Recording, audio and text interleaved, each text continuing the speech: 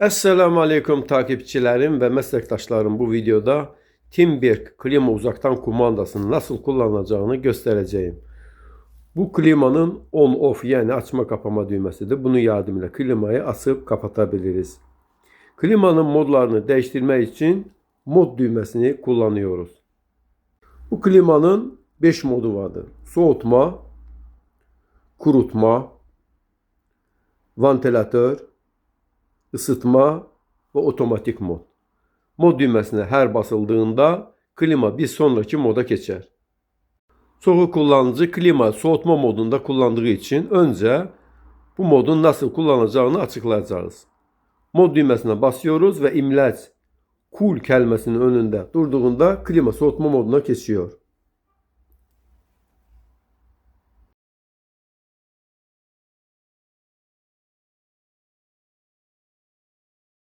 Çünkü 22 derecenin altındaki bir odada uzun süre kalmak üşütmeye neden olabilir. Bu düğme fan hızını seçmek için kullanılır. Bu klima 4 hıza sahiptir.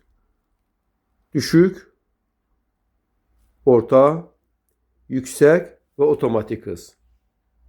Yatak odanızda fan sesi sizi rahatsız etmesin diye düşük hız seçebilirsiniz. Mod düğmesine bastığımızda ekranda imleç kurutma kelimesinin önünde durur. Bu kurutma modudur ve evdeki nemi azaltmak için kullanılır. Mod düğmesine tekrar bastığımızda imleç fan kelimesinin önünde durur. Bu modda klima normal bir fan gibi çalışır. Mod düğmesine tekrar basıyoruz ve imleç ısıtma kelimesinin önünde durur. Bu ısıtma modudur. Isıtma modunda sıcaklığı 26 derecenin üzerine ayarlamamız önerilir. Bu modda klimanın fan hızını otomatik fan hızı moduna ayarlamak klimanın daha verimli çalışmasını sağlar. Çünkü bu modda fan hızı mikro işlemci tarafından kontrol edilir. Bu durumda evaporatör yalnızca hava sıcaklığı 0 dereceye yaklaştığında karla kaplanacaktır.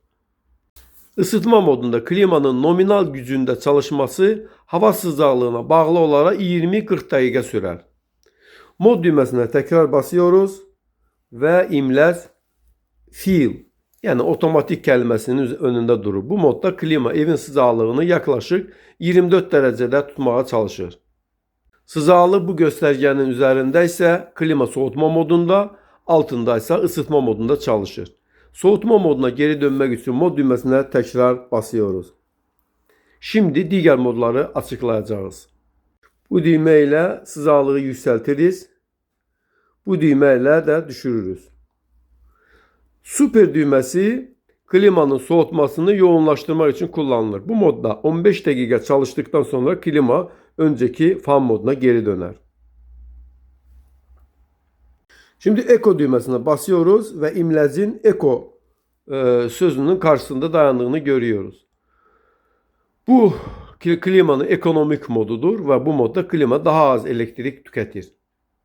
Bu moddan çıkmak için aynı düğmeye tekrar basıyoruz. Swing yani salınım düğmesi yardımıyla klimanın panjurlarını yukarı ve aşağı hareket ettirebilir veya istenilen bir konumda durdurabiliriz.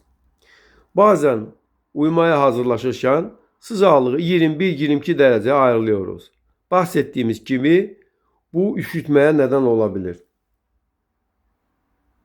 Bunu önlemek için bir uyku modu vardır. Bu modda klima 2 saat sonra sıcaklığı bir derece, birkaç saat sonra ise yeniden bir derece artıracaktır.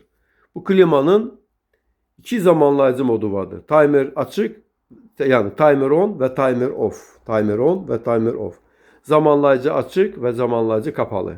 Zamanlayıcı açık yani timer on, klimayı istenilen bir zamanda açmak içindir. Örneğin klimayı kapatırız ve işe gidiyoruz ve klimanın 11 saat sonra açılmasını istiyoruz. Bu durumda timer düğmesine basıyoruz. Sıcaklık düğmeler yardımıyla timeri 11 saate ayarlıyoruz ve onaylamak için timer düğmesine yeniden basıyoruz. Ekranda imlecin timer on sözünün karşısında dayandığını görüyoruz. Bu moddan çıkmak için yeniden timer düğmesine basmamız gerekir. Veya klimamızın sabah 5'te kapanmasını istediğimizde zamanlayıcı düğmesine basıyoruz ve zamanlayıcıyı 5 saate ayarlayıp timer düğmesiyle onaylıyoruz. Şimdi ekranda imlecin timer off karşısında dayandığını görüyoruz. Bu moddan çıkmak için timer düğmesine yeniden basıyoruz. Bazen uzaktan komandanın kullanımını sınırlamak isteyebiliriz. Bu durumda sıcaklık artırma, sıcaklık azaltma düğmelerini aynı anda 2 ile 3 saniye basıyoruz ve tüm düğmeler kilitleniyor.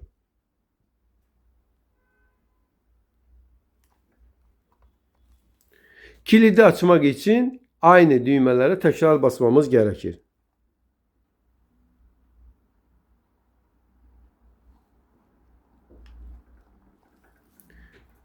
Bizi sona kadar izlediğiniz için size teşekkür ederiz. Esselamu Aleyküm.